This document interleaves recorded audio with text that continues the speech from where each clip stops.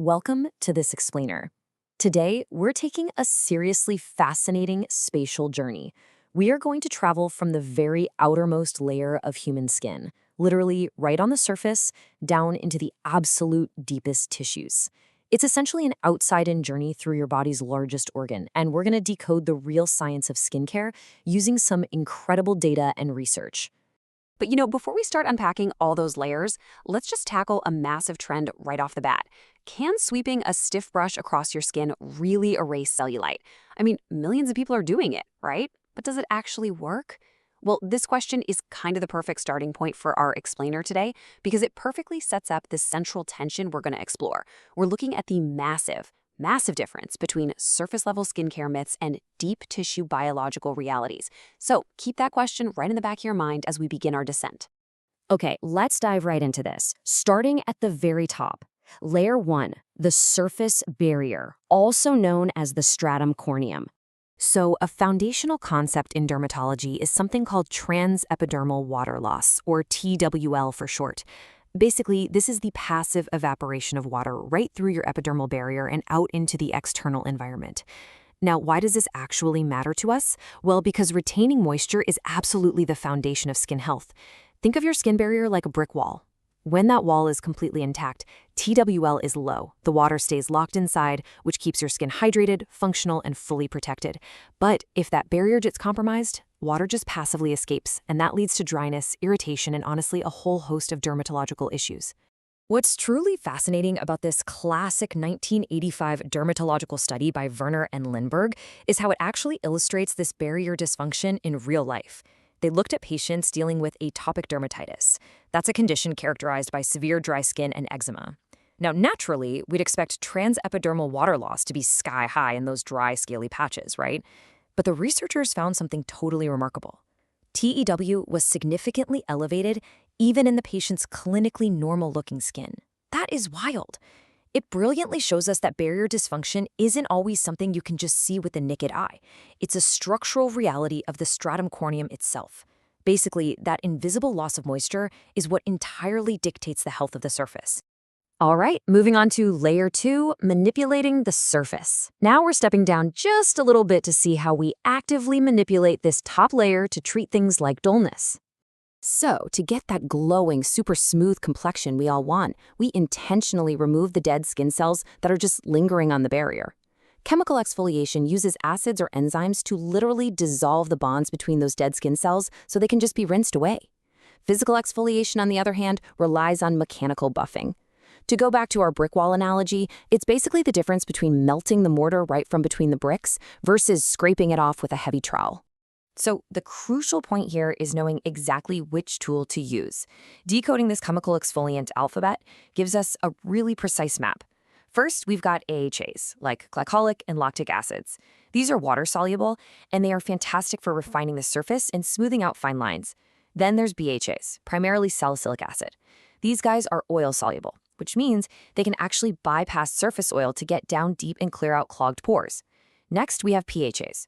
Now, these are larger molecules, so they don't penetrate nearly as deeply, making them absolutely perfect for gentle, sensitive skin. And finally, enzymes, which give you an ultra-mild, naturally derived approach.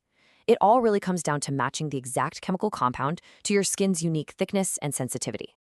But hey, what if you're someone who just prefers the tactile gratification of physical exfoliation? This category includes everything from scrubs made of finely milled seed powders or salt crystals to textured washcloths and, yes, dry brushing. That's the act of sweeping stiff bristles directly on bare skin. Now, I want to purposely isolate that last one, dry brushing, because this specific physical exfoliation method is exactly where our journey takes a very interesting turn right into the world of misapplied treatments. Which brings us to our next section, the illusion of surface cures. Let's dig into the whole controversy of dry brushing. It's an Ayurvedic practice originally meant for exfoliation and circulation, but lately it's frequently marketed as some kind of cellulite miracle cure. Remember our question from the very beginning?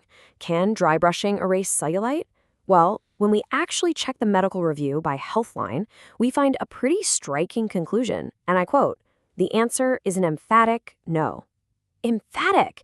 It turns out there is absolutely zero scientific evidence that sweeping a physical brush across your epidermis reduces or eliminates cellulite on the body. None at all.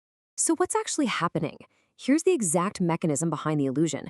When you vigorously drag stiff bristles across your skin, it stimulates intense local circulation.